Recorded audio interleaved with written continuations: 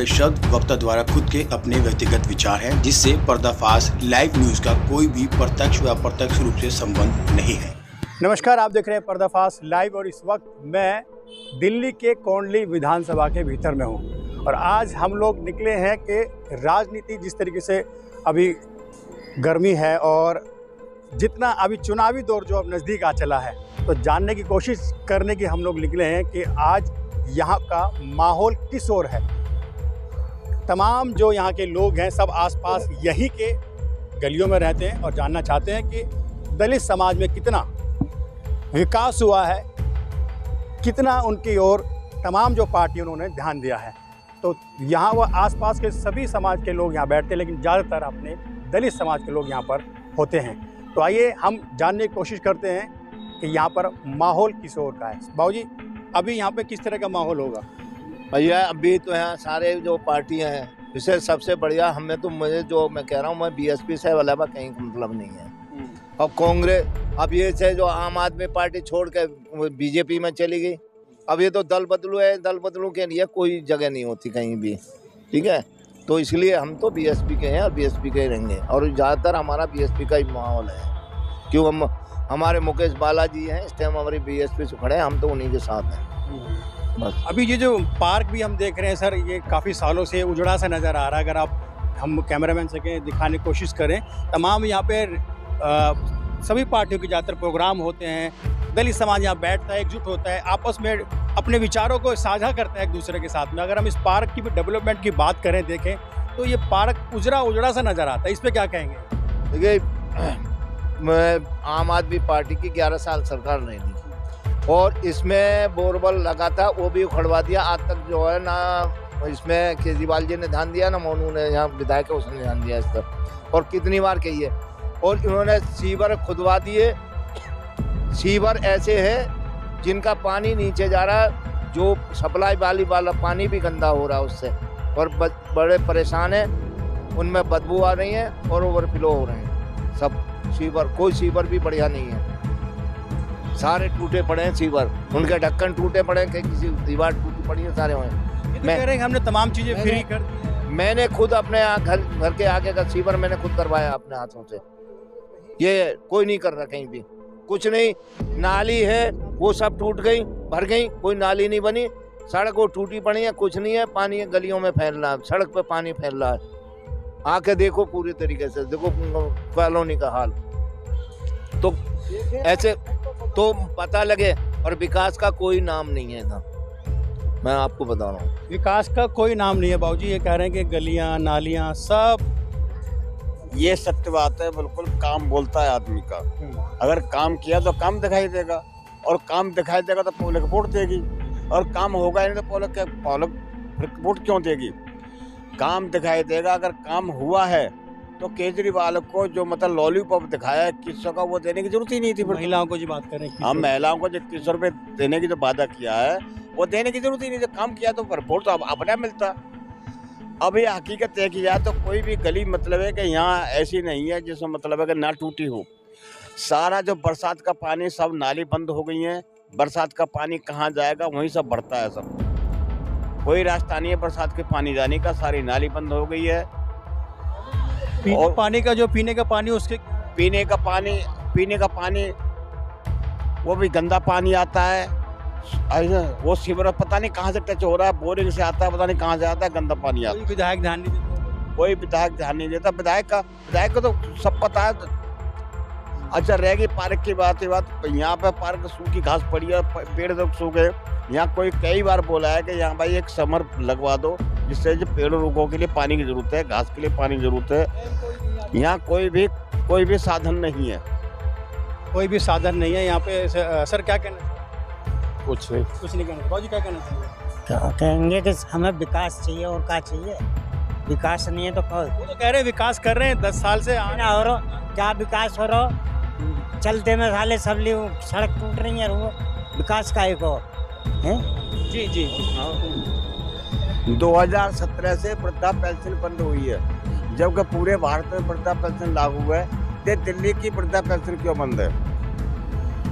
जो अभी मंदिरों को कह रहे हैं कि जो पुजारी हैं उनको कुछ दिया जाए। मैं तो ये कह रहा हूं, जो 60 साल से ऊपर वाले वृद्ध हैं उनकी पेंशन 2017 से जो नई बंद नहीं है वो बंद है बिल्कुल। तो वो क्यों बंद है? कोई बात होता है तो एलजी मना कर रहा है जी, वृद्धा पेंशन के एलजी मना कर रहा है, कोई विकास के लिए एलजी मना कर रहा है। अब जो नए सिरे से 2100 निकाला है उसको एलजी मना नहीं करेगा क्या? अब इसने वृद्धा पेंशन का फार्म भरे उसके लिए एलजी मना नहीं करेगा। अब तक 2017 से वृद्धा क्या लग रहा है चुनावी, क्या लग रहा है चुनावी तो काम बोलता है काम करेगा, अब तक तो काम हुआ नहीं। अब आगे का क्या विश्वास है, करे ना भी करे।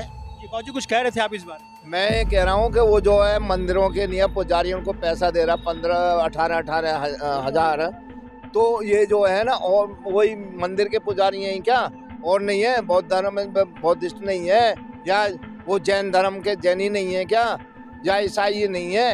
ये के पंडित ही रह गए, ये तो वैसे ही मार खा रहे हैं दुनिया का लूट के। ये तो मरे को छोड़े ना जिंदे को छोड़ेंगे हैं इन्हें। और आरक्षण का विरोध करते हैं, ये आरक्षण तो इनका ही है। मंदिर बना ले उसमें पुजारी कौन बैठा? पंडित बैठा है क्या? कोई SC ST या OBC बैठा है? ये करे ना, ये तो बिल्कुल जो है हिंदूवाद है कतई।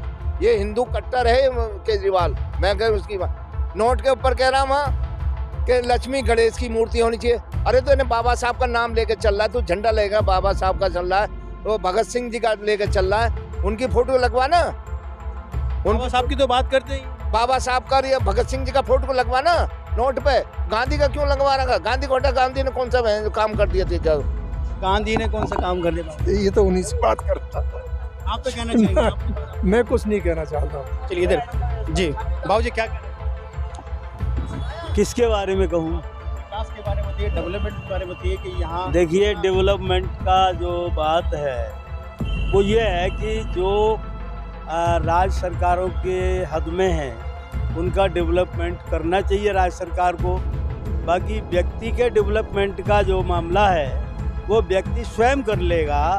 उसको शिक्षा की सुविधा होनी चाहिए, प्रॉपर शिक्षा की, उसको रोजगार की सुविधा होनी चाहिए और उसको स्वास्थ्य की, ये फ्री सुविधाएं होनी चाहिए। आदमी अपने आप आगे बढ़ेगा, डेवलप कर लेगा। उसके पास जब पैसा आएगा, स्वास्थ्य सही रहेगा, शिक्षा बढ़िया होगी, तो वो अपने आप आगे बढ़ा रही है। इन्होंने स्कूलों में बिल्डिंगों की क्वालिटी सुधारी है, बिल्डिंग बढ़िया बना दी है। बिल्डिंग को अच्छा किया? हाँ, बिल्डिंग को अच्छा किया है।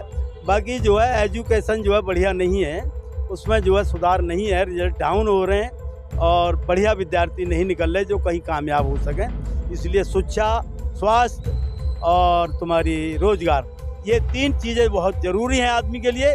वो विकास इसी से अपना आप कर लेगा, किसी राज्य को या किसी सरकार को करने की ज़रूरत नहीं है। सरकार की एवज में सड़कें हैं, पुल हैं, रेलवे लाइन है, ये दुनिया के काम है। बांध हैं, उनको करे, उनको लोगों की सुविधा के लिए करे, वही बहुत है।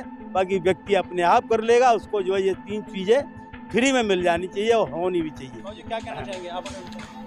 मैं कहना चाह रहा था रोजगार, शिक्षा और स्वास्थ्य, अगर ये 3 चीज़ हमें मिल जाती हैं तो आदमी स्वयं अपना विकास कर लेता है। अब केजरीवाल जी ने बिल्डिंग तो ठीक बना दी है, लेकिन वहाँ टीचर नहीं है।